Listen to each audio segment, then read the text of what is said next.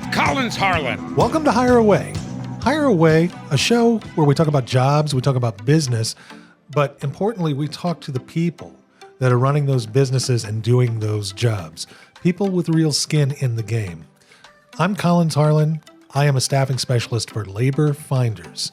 And in St. Louis, we have two branches. We have one in North County and we have one in South County. But we have branches all over the country. So if you're looking for workers, if you're hiring, all you have to do is go to laborfinders.com. That's laborfinders.com. You find the branch nearest you, call us up and we'll help you out. All right, now, today on the show, we have one of our own. I love this guy. His name is Bryan Slembrouck, or as I like to call him, the Wizard of Vallejo. He's our branch manager in Vallejo, California. And you're probably asking yourself, why would you call him the Wizard of Vallejo? Well, let's talk to Bryan and find out. Let's do this. Hire away! So Bryan, Mr. Wizard, welcome and thanks for coming on the show. Hey, Collins, thank you for having me, man. This is great. People are wondering why I call you Mr. Wizard, and we'll get to that. But I want to, you're with Labor Finders now, of course, right? Yes. So let's go back a little farther. I want people to get to know who you are, right? So when you were a kid, what did you want to be when you grew up? I had the plan to be either a pet store owner or Jacques Cousteau. I wanted everything I could do with fish. If I could get into the ocean and do something in the ocean as a career, that was my plan. That's an interesting, a pet store owner or Jacques Cousteau. I guess it's ambitious either way, but what did you do to pursue that goal? Well, I ended up attending the University of California, Santa Barbara. I studied marine biology, and I spent an awful lot of time in the water trying to, I don't know, become one with the ocean, maybe. Is that a little too hippy-dippy? I don't know. But yeah, that was my original goal. I see. Okay, so we know that you did not become a pet store owner, and your name is Bryan Slembrouck. So what made you get out of that whole field? Why did you leave the field? Well, I think I went into it a little bit as a dreamer. I thought I'd just become a professor and study amazing things and discover new life possibly. What ended up happening is around the third year of college, I realized that my teaching assistants who were making $12 an hour, they had PhDs. It wasn't Ted, it was Dr. Ted. And I got a little disillusioned. There wasn't a lot of opportunity to research and teach in the field that I was interested in. Most of the opportunity was working for companies where they would hire marine biologists to do impact surveys so that the company could proceed with whatever their project was. Not that I ever heard that it was bad or, the biologists there would be required to falsify data, but it was kind of the concern that you'd lose your job if you didn't say it's okay to drill oil here. Those aren't important species. We'll just kill them all. So it didn't align with your values. It doesn't sound like. Didn't quite work out, but definitely an interesting field to study. So what led you to Labor Finders? I ended up in Labor Finders after following a pretty long career in management. I started off managing sporting goods stores. Like to think I help people get out and have fun. I moved on to managing and working on the sales training side of a smaller mattress company, about 7-8 stores in the Bay Area here in California. And like to think that I help people get a little bit better sleep so they'd be healthier to get out and have some fun. And had the opportunity to meet with Amit, our CEO, and interviewed with him for a position at Labor Finders and realized I'd be able to put literally thousands of people to work, helping them earn some money so they could buy a better mattress and get a nice set of golf clubs or a new fishing pole and get out and have some fun. So you're all about helping people, and this role did align with your values. So we're glad to have you for sure. Yeah, no, this works out really well for me. You're really good at what you do.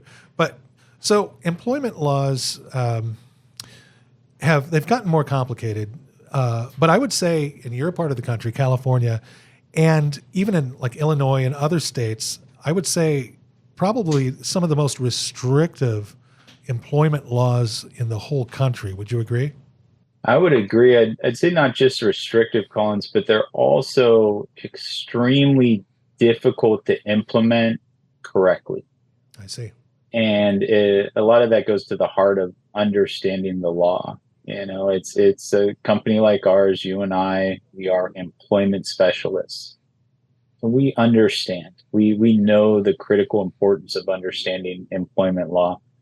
My customers are manufacturing facilities. They are construction companies. They are event setup companies, even companies that are business offices where we service them in janitorial positions or um, hiring like administrative assistants or managers for those companies. A lot of them, their focus is their business. They're building houses. They are shipping goods across the country. Their focus isn't what is the correct way to implement this new, more restrictive law. And so that's where we come in. That's where our expertise comes in. Well, right, because obviously compliance, if you're not in compliance, there's pretty strict penalties. Very, very expensive. In California, we have two things going for us here. We've got penalties imposed by the state. And we also have something relatively new to us. We call it the PAGA. I wrote it down because I got little notes down here at the bottom of my page. Private Attorneys General Act. But a couple of years ago, this passed, and it allowed anybody to form a class for a class action lawsuit, which got concerning for a lot of employers. There's a lot of companies out there where any employee who feels they've been mistreated by their company for any reason can form a class and start a class action lawsuit. You no longer need to sue for it. You no longer need to get permission from a judge or a magistrate to form a class. Anybody can do it. Find a lawyer anywhere and start your PAGA lawsuit. If I was a business owner, I would be shaking in my boots. Many business owners in California have paid many millions of dollars to settle these lawsuits since the law changed. It's extremely expensive. It's ridiculously time consuming. On our end of it, it's also a little bit of an opportunity. One of the ways we've found to really understand the law is to pay attention to the other businesses in our area or throughout the state. Whoever gets sued first sets the example. Legally, the lawyers call it the precedent. For us, it's like I don't want to name drop, but there's some large big box retail stores that tend to get sued a lot. When they get sued, the law becomes clear. So there's huge drawbacks for employers out there, but for a company like ours to better understand the law, that's what we pay attention to, and then we can relate that information to our customers. Well, let's actually get into some of these laws, if you don't mind. Sure. I have a long list, but let's talk about some of the main ones, the big ones, like minimum wage. You have a lot to say about, because in my state, it's just a state minimum wage, but it's not that simple in California, is it? No, in California, we have a state minimum wage. We have individual cities with minimum wage. For example, in the Bay Area, cities that I service have 32 separate minimum wages. That's incredible. We have different minimum wages by industry. Fast food workers have their own minimum wage. Healthcare workers have their own minimum wage. Hotel employees in certain positions within hotels have their own minimum wage. And some of those different industries vary by city as well. So if you were my customer, Collins, and you said, hey, I want to send 17 people to a hotel in San Francisco, you need to be very careful. Or you give me a call and I find out the appropriate minimum wage for the position at that hotel in that city. and I set you up so you're in compliance. You That's fall out of interesting. compliance, you have both state and local fines. It's a double whammy. Yeah. It's hard to go right. Well, do you have now? Let's say an out-of-state client contacts you and wants to do a job. Are they subject to California law as well? They are. A lot of out-of-state clients will bring their own employees, and there's not a lot of monitoring of out-of-state employees Gotcha. working in California and then leaving the state. So what happens is the employers come in and they need to offset that workforce. They need to double it up. It's extremely expensive to pay per diems and travel costs for all of your employees to come to another state. When you get to California, we're pretty expensive here. So our hotel costs are higher, our gas cost is higher, everything's a little bit more expensive. Food costs more in California, even though we grow most of it here.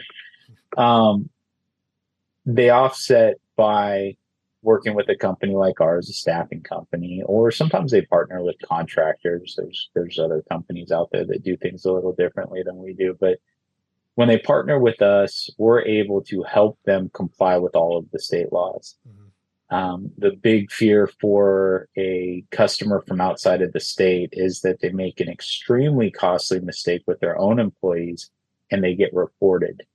If one of their employees from any other state with completely different rules for employment were to call the Department of Labor in California and make a complaint, the Department of Labor in California will find you. Even if they'll you're go to left the Texas. state. Yeah. They'll go find you in Missouri, Colin. They're not going to find me, Bryan, and they're not going to get me alive. So, but yeah, working with a local company to help you navigate these laws is part of what we're all about for our out-of-state customers. So it goes beyond something as simple, although it's not simple in California, meaning minimum wage. Yeah. We're talking OT laws. We're talking meal breaks, even background checks, drug checks. And that's not the end of my list, but kind of can you talk about some of those, like OT laws and meal breaks, background checks? Yeah. In California, we pay overtime daily and weekly. We have a 40-hour work week with anything over 40 hours generating 1.5 times the normal pay. But we also have a daily overtime. Anything over 8 hours is 1.5. Anything over 12 hours in a day is double time. And if you work 7 days in a row, anything over 8 hours on the 7th day is double time. This is really starting to sound complex to me. And if I owned a business, it would be driving me nuts. One neat thing about our system, Labor Finders has proprietary software. When I add my employees to your job in my system, the overtime's automatically calculated. So a little bit easier for us. It'll calculate it even though there's, like you mentioned, 3 different categories of overtime. It calculates all of those? All of those. Oh, that's good. Sends it back to our customers on separate lines on an invoice. It's explained well throughout the process by our system, and it's deadly accurate. We don't have issues with paying appropriately for the work that our employees complete. It's fantastic. What about meal breaks? How is that structured in your state? I see you smiling, but yeah, meal breaks was the hot ticket for a long time, and there's always been a California meal and rest break law. But and I spoke earlier about the PAGA lawsuits, when it became very simple to start a class action, the first violation that the lawyers found in California that was easy to go after was meal breaks. We used to say, I work 5 hours, take a lunch. Now we say it is mandatory that you take a 30-minute unpaid meal break before the 5th hour of employment. If you work more than 10 hours, you have to take a second 30-minute unpaid meal break before the 10th hour. Again, unless, I was confused. You want me to keep going? Yes, please do. Yeah. It's interesting. Unless we sign a California meal and rest break waiver, and then you have to take your meal break by the 5th hour if you work a 6-hour shift or more. And you have to take your meal break by the 10th hour if you work a 12-hour shift or more. The complications here, we don't count the meal break as compensable time. So we're subtracting a half an hour from the daily total. I think it's funny. I chuckle every time I talk to you that your guys might work from 8 a.m. to 4 p.m. and call it an 8-hour shift, but that's 7.5 hours for us in California. Right. The Dolly Parton song never made sense to me. It's 9 to 5:30. I don't. Can you sing it, Bryan? I can, but I don't think I will for the entire world to watch here. So basically what you're saying is if you work in California, sit down, shut up, and eat your tuna sandwich, or you'll get in trouble. Yeah. Well, the immediate fine for this is to require that the employer pay the employee an extra hour of regular pay for every meal that is missed, short, or late. So imagine a 10-hour shift without 2 meal breaks costs you, the employer, 12 hours. I don't know what to say. Now, if you pay that, you're okay. Sure.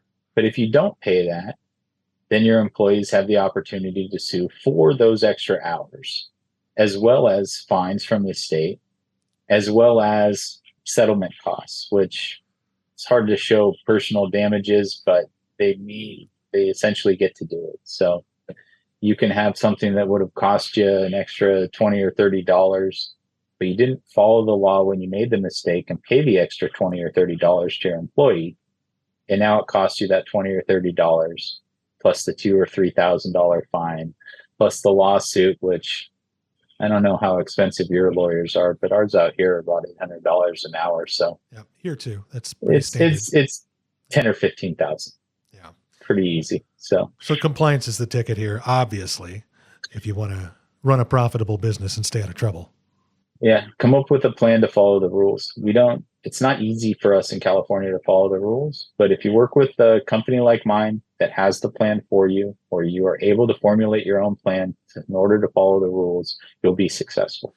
I like what you said. Come up with a plan to follow the rules. And that's where somebody like you or a staffing service can come into play and be useful and help people remain compliant, stay out of trouble. Definitely. Yeah, definitely. We've worked with so many industries in our business over the years that their problems are well known to us. Mm-hmm. So you work in a manufacturing facility and it's half a mile long. Well, it takes 8 minutes to walk a half a mile. So if you work in the department in the very back of that manufacturing facility, and you have to walk 7 minutes to the break room to take your lunch, we need to give you a 7-minute head start over the department that's right across the way from the lunchroom. And a lot of people wouldn't think of that. That's a good point. Yeah. If you need to dress appropriately for work, if you have to put your hard hat on after the safety meeting, well, your workday starts at the safety meeting. You get paid to listen to be safe. You get paid to put your hard hat on.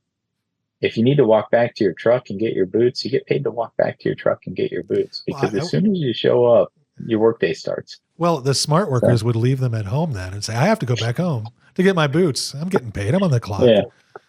Well, it's not quite that bad. No. But once we're at the job site, once we're in the building, and we've started something that's required for the job, it's considered compensable time. There's a challenge for industries where you need to work remotely and you need your equipment to go to work. So employees of construction companies or survey companies or trash pickup companies, whatever it is, if you need to arrive at your main warehouse or at your office building to grab the supplies to drive for half an hour or an hour to get to the job, as soon as you stop at your main office building and pick up your shovel, that's compensable time. Yeah. I need to pay you. I need to ensure my customers understand that that 8-hour workday with a 1 hour commute, that's going to cost you. You're going to have a 6-hour workday and a 1 hour commute that's paid back and forth. Quick solution: get a Connex box and put all the stuff on the job site. Then the work starts at the job site. So you work with us, we have a lot of solutions like that as well. That's really valuable. Yeah, I can see now what you're talking about. So going down the list, background checks, they're not as simple in California as where I am. Yeah, people with criminal backgrounds in California are nearly a protected class. How so? And we have a few more protected classes than the federal standard. We've expanded that a little bit here. All the same stuff: religion, race, creed, belief, country of origin, all that sort of stuff. But California passed a law several years ago where we're not allowed to hold past criminal convictions against people if they've happened more than 7 years ago. The main reason companies want to do background checks, there's always the thought of safety, but there's a lot of pressure from insurance companies to background check in California. In fact, they'll offer discounts. So you'll have a discount of a point or two, well, more like half a point, but you'll have a minor discount on your premium and on your rates that you pay every month for your liability insurance and sometimes even workers' compensation. But California passed the law. It's known as the don't check the box law. We're not allowed to ask ahead of time before hiring somebody if they have a criminal background check or if they have a criminal background. And then after that, unless we have a special dispensation, right? If we're going to send kindergarten teachers out to work, well, we can do a little more thorough background check to protect 5-year-olds. Or if we're going to work on federal contracts, now the federal government gets a little more leeway. That makes for sense. entering a military base, for example. But barring that, any standard civilian business, we can only look back 7 years, and we need to look back with a plan. We cannot say that we're going to do a criminal background check, and if we don't think you're bad enough, you can work with us. If we think you're too bad, you can't. It's too vague in California. We build what's called a matrix and tell people that now that we've hired you, we're going to run this background check on you that's required. And the required background check is going to exclude anybody with a certain type of felony, misdemeanor that is considered violent, a DUI arrest or a DUI conviction that is including an injury. So a felony DUI in California, we can specifically list these things that we will then exclude. And if they show on your background, you're not eligible for this position. Companies, unfortunately, trying to do the right thing, trying to comply with their insurance requirements, trying to have a safe environment for the people working there, right? One, are restricted because they can't look more than 7 years ago. So if you did something really bad, you went to prison longer than 7 years. That doesn't show up on your background check. And two, if you're not compliant with the way the background check needs to go through, you can be sued in a very similar manner with what we've seen, similar results, to somebody who would discriminate against a pregnant woman, to somebody that would say, you can't work for me because you're Jewish. Just the most ridiculous things that people have said in the past for classes of people that need to be protected. You just can't say that stuff, right? Right. But now we'll get in trouble nearly equally for saying, hey, we don't want to work with you because you robbed a bank. You know, Bryan, I actually have said many times, you couldn't pay me enough to run a branch, run an office in California or Illinois for that matter, but definitely California. Yeah. But what you're talking about is just what's really nice is that you've taken a negative, something that is a hot button issue, which is how do we manage and stay compliant, and you created value by ensuring that you can help companies do that. And I think that's amazing. So, one more thing I wanted to ask you is, and we're running a little short on time, but so quickly, if you can, biometrics. When I put a time card system up in a warehouse, a lot of times you can use your fingerprint for that. What is your policy with biometrics in California? So the rules in biometrics now in California are starting to become defined. The last at least 6 or 7 years, it's been very unclear. And companies like ours that sometimes use biometrics, thumbprints, iris scanners, those types of timekeeping devices, right, or security devices, now are charged with protecting that information. We're lucky in that we're in California. We know what's going to happen. So as those devices became more and more popular, we began using secure systems to store the data. The devices that we use from our office, and got 30, 40 people working for a customer, and they don't want to sign old school paper timesheets anymore. Somebody doesn't want to keep track on a spreadsheet. We'll get a digital time clock. You want security with that time clock, use a thumbprint. We store that data off-site in a secure server that even I don't have access to. And it's been that way for years now. So it's one of those laws that's interesting. I don't want my thumbprints out there for anybody to use. It's focused on thumbprints and iris scans. It's also focused on DNA. There are companies that deal with toxic chemicals that for safety reasons need to have your DNA. And if they were to release that, imagine everything you could possibly know about a person physically is in their DNA. That's scary. Yeah. Luckily, businesses that we work with for digital timekeeping, because a lot of that is outsourced, they've been compliant almost since the beginning of their ability to use biometrics for digital timekeeping.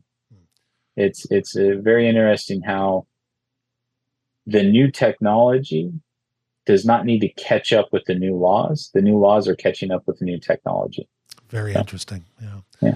Well, Bryan, you're so full of information that we've actually run out of time. And I could go on. I mean, you've got a lot more to say about this. I know you do. You know? But what we should do is get you back on the show sometime. I'd love for you to come back on and we can talk about other stuff, other problems that you've solved, with your magic wand, the Wizard of Vallejo. I do want to thank you. I love you, man. You're one of my favorite people. And I really appreciate you coming on. It was very insightful. Awesome, Collins. Thank you so much for having me, man. This is such a great opportunity to put the word out. I really enjoyed it. And this is my very first podcast. I've never done this before. So it's one of about 500. You'll be back. All right. Thanks, Bryan. All right, man. Take care. Thank you very much. All right. Well, that's the show. Wasn't it a great show? Bryan's awesome. I love that guy. He's my favorite. Anyway, Bryan Slembrouck, by the way. So next week, you're going to want to tune in Tuesday at 10 because we have a fantastic guest named Elizabeth Kaiser. And she's got a show called Straight Lines. It's on News Talk Radio on Sundays. She'll talk about that. But we're going to be talking about AI and how it affects the job market. So tune in for that. Make sure you stay tuned right now, though, for the job of the week. And then we'll see you next week. Take care. Hire away with Collins Harlan.